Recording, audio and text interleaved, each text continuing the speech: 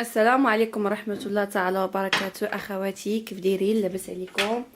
كنتمنى تكونوا باحسن الاحوال يا ربي. اليوم جيتكم فيديو جديد. كتقولوا سناء اش هادشي وحاطه عنايا اش هادشي موجده. اليوم جيتكم البنات بواحد الوصفه اللي رائعه جدا جدا، يعني واخا انني نهضر عليها ونبقى نشكرها، يعني خصكم تجربوها وغادي تشوفوا المفعول. البنات هنايا هاد الوصفه هذه يعني ضد السعال، ضد الكحه. هاد الوصفه دي صراحه ديال ماما، ما نكذبش عليكم، مجربه وهائله. بلا ما نطول عليكم البنات، في هاد الوصفه هذه كنحتاجوا هنايا تقريبا كاس ديال الحليب، انا درتو هنا يفيض. هنا البنات كنحتاجوا الادوشن او ازوكني، او كنقولوا له باللغه العربيه الزعتره. يعني بعض الناس بزاف ما كيعرفوش سميتو البنات. هو هذا ادوشن، هو اللي كنديرو البنات في المسمن مع العسل والزبده. راه واعر ما كنقدرش انني نجي من المغرب وما نجيبوش معايا، ماشي كنجيب كميه قليله، يعني كنجيب كميه كثيره. وهنايا البنات نوريكم بعد الوصفه، عاد نهضر لكم على الفوائد ديال الادوشن ديال الزعتره. وعندنا هنايا نغيزه راس المعلقه ديال سكينجبير البنات، هي هذه. وهنا البنات درت تقريبا معلقه ديال السنيده. ديروا البنات العسل، انا ما بقاش لي العسل، الا درتوا العسل الحره يعني هو من الافضل. هنا البنات كيف ما قلت لكم كاس ديال الحليب تيقرب تقريبا ينفض. عاد ديروا الكميه ديال هنايا ديال الزعتره. حاولوا البنات انكم يعني حاولوا يطبخ واحد دقيقه ولا 2 دقائق باش كيطلق واحد شويه دوك الفوائد ديالو. وهنايا 4 معالق قلت لكم ديال السكينجبير. واحد الحاجه البنات، الا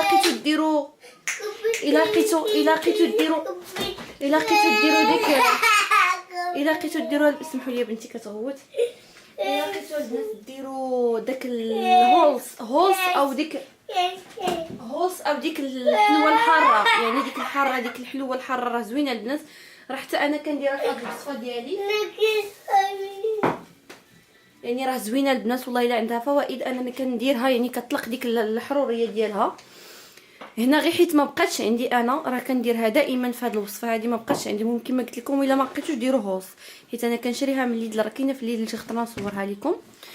والبنات جيت نهضر لكم على واحد اش عندي نقول لكم على الزعتر البنات، وعلى الفوائد ديال الزعتر. انا ما يطبخش شويه هاد يمكن لكم هادشي علاش انا دابا استعملت الزعتره والزعتر باش انني نهضر عليهم. هنا في الاطلس حنايا الشلوح تنقولوا له ادوشن او ازوكني. كاينين الناس اللي تقول لهم ادوشن او ازوكني ما تعرفوش، هو هذا اللي كنقولوا له الزعتره، يعني هو هذا. وهنا البنات الزعتر يمكن لكم تعوضوا بلاصه الزعتر، راه حتى هو راه رائع، وحتى هو راه دقه بطله البنات الكحه. يعني بلا داعي انكم تشربوا ديك الدويان وداكشي ديال الرواح ولا ديال الكحه. البنات ديروا غير الوصفات، والله الا هاد الوصفه هذه راه رائعه. والبنات يعني 3 ايام ولا 4 ايام تبعوها بالخصوص في الليل، يعني غير تبغوا تنعسوا شربوها. ولا اي واحد عندكم في الدار كان مريض ولا يعني تستعملوها، يمكن لكم تستعملوها حتى للدراري اللي اكثر من عامين، يعني راه ما تخافوش. كيف ما قلت لكم ضيفوا ديك الحلوه. وهنا البنات يمكن لكم تعوضوا من عوض الزعتر تضيفوا الزعتر. هنا البنات جيت نهضر على فوائد ديال الزعتر. راه شنقول لكم البنات، راه رائع، كيعالج الاسهال، يعني اللي فيه الاسهال راه واعر. الزعتر الاسهال كينشط الدوره الدمويه، كيحاول انه يطرد الغازات اللي كيكونوا عندنا البنات في المعده ديالنا، وكيسهل عاوتاني في هذا في العمليه ديال الهضم، يعني ديال الطعام. البنات الا بعد الخطرات ضراتكم المعده ديالكم، يعني تقلتوا في الماكله، حاولوا انكم تشدوا بريري ديال اتاي وديروا بحال يعني من عوض اتاي ديروا الزعتر وخليوه يغلي وشربوها البنات. راه رائع. الا مثلا حسيتوا بالمعده ديالكم ثقلات عليكم بعد الخطرات كنتقلوا في الماكله. كذلك كيقلل من الحده ديال الالم ديال السنان واللثه. يعني اش نقول لكم، عنده بزاف ديال المنافع. هاد المنافع قلتهم لكم يعني باش تستعملوه. وكيخفف من الحده ديال السعال ديال الكحال البنات، استعملوه. الا ما عندكمش هاد ازوكني تفضلوا يعني ما كيعجبكمش هاد الزعتر هادي، استعملوا الزعتر، راه رائع البنات. ديروه بلاصه هذا، ديروا الزعتر، راه كيعالج السعال. كيف ما قلت لكم عنده بزاف ديال المنافع، والله العظيم البنات. كيساهم حتى في العلاج ديال مرض السكر، يعني اللي عنده السكر، وكيخفض في الكوليسترول. عنده بزاف ديال الفوائد. يعني حاولوا انكم تستعملوه بالخصوص في هذا الشيء ديال الارواح ولا ديال السعال ولا ديال المرض. البنات نوريكم دابا الطريقه ديال هذه الوصفه هذه، كثرت عليكم في الهضره. البنات هنايا كيف ما قلت لكم حاولوا انكم الا ما لقيتوش سنيده، الا ما لقيتوش العسل ديروا سنيده، ولكن حاولوا انكم ديروا العسل الا كان العسل من الاحسن.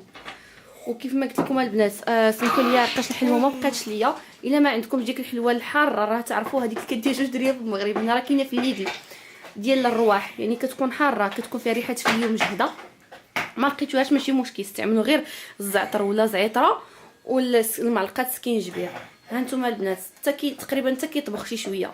حاولوا انكم راه كيحيد الميكروب واللي كيكون في الحلق ولا الميكروبات اللي تيكونوا يعني وهذا، وكيحيد هذوك الفيروسات. كذلك الكحه، دقه بطله الكحه البنات، دقه بطله والله العظيم. هي هذه الوصفه ديالنا. وانا هضرت لكم البنات على الزعتر، يعني حنايا ما كنستعملوش بزاف الزعتر، كنستعملوه غير في البيتزا او في يعني ما كنستعملوش بزاف. يعني حاولوا انكم تدخلوه في الوصفات وتحاولوا انكم ديروه بحال اتاي. انا راه بعد الخطرات البنات كيضروني المصارن ديالي وكيكونوا عندي لي غاز، كندير الزعتر كنطبخوه بحال اتاي، ما كنديرش اتاي، كندير غير الزعتر والماء سخون وكنطبخوه بحال كيطبخ اتاي وكنصفيه وكنشربو. قدرتوا تشربوه بلا سنيده مزيان، ما قدرتوش ديروا العسل البنات، الا قدرتوا تشربوه مره وهذاك ما قدرتوش ديروا سنيده، واحد المعلقه صغيره ديال سنيده.